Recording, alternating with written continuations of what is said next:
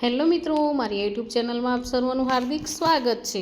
આજે આપણે ધોરણ 4 સ્વાધ્યાય પોથી ભાગ નંબર 5 વિષય પર્યાવરણ એકમ 24 મસાલેદાર કોયડા આ એકમનું આજે આપણે સંપૂર્ણ સોલ્યુશન જોવાના છીએ। અહીં પ્રશ્ન 1 છે, આપેલા વિકલ્પોમાંથી સાચો વિકલ્પ પસંદ કરી બોક્સમાં લખો। તો પહેલામાં એ આવશે, બીજામાં સી, ત્રીજામાં બી, ચોથામાં બી, પાંચમામાં ડી, છઠ્ઠામાં સી આવશે। હવે પ્રશ્ન 2, ઉદાહરણ મુજબ કોષ્ટક પૂર્ણ કરો।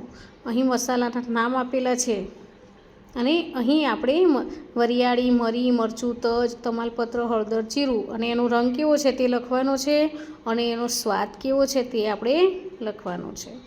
હવે અહીં પ્રશ્ન 3 પ્રશ્નોના જવાબ લખો।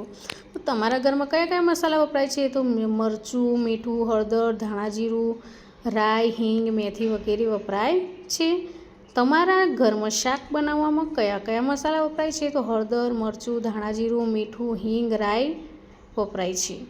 પછી આગળ તીખું સ્વાદ ધરાવતા મસાલાના નામ લખો। તો મરચું, મરી, તજ, લવિંગ અને આદુનો તીખો સ્વાદ છે। અહીં પ્રશ્ન 4 લખો। તો આ શેનું ચિત્ર છે? તો હળદર ઉપયોગ રસોઈમાં રંગ અને સ્વાદ માટે, ઔષધીય ઉપયોગ તો શરદી ઉધરસમાં જખમ પર લગાવવા।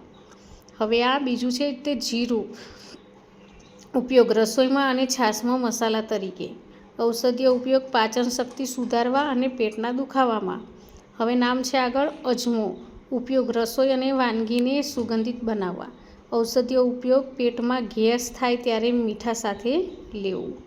પછી આ મેથી છે, તેનો ઉપયોગ રસોઈમાં વઘાર માટે અને અથાણામાં સ્વાદ માટે, ઔષધીય ઉપયોગ સાંધાના દુખાવામાં, ડાયાબિટીસમાં રાહત।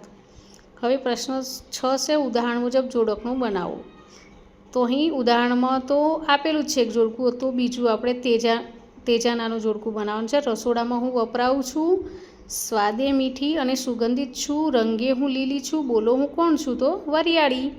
પછી ઔષધ તરીકે તો ખૂબ નાની અને ગોળ છું, રંગે હું કાળી છું, ગળાની અને પેટની તકલીફમાં કામ આવું છું, બોલો હું કોણ છું? તો કાળા મરી।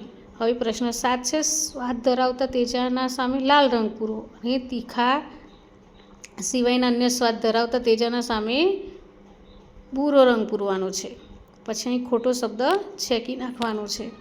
તો મિત્રો અહીં 5 વાક્યો આપેલા છે, તેમાં જે ખોટા શબ્દો હતા એ મેં છેકી નાખ્યા છે। તો મિત્રો અહીં આ એકમનો વિડીયો પૂરો થાય છે। જો તમને આ વિડીયો ગમ્યો હોય તો લાઇક, શેર અને સબસ્ક્રાઈબ ચોક્કસથી કરજો અને હા, જેને જરૂર હોય તેને શેર પણ કરજો। Bye bye.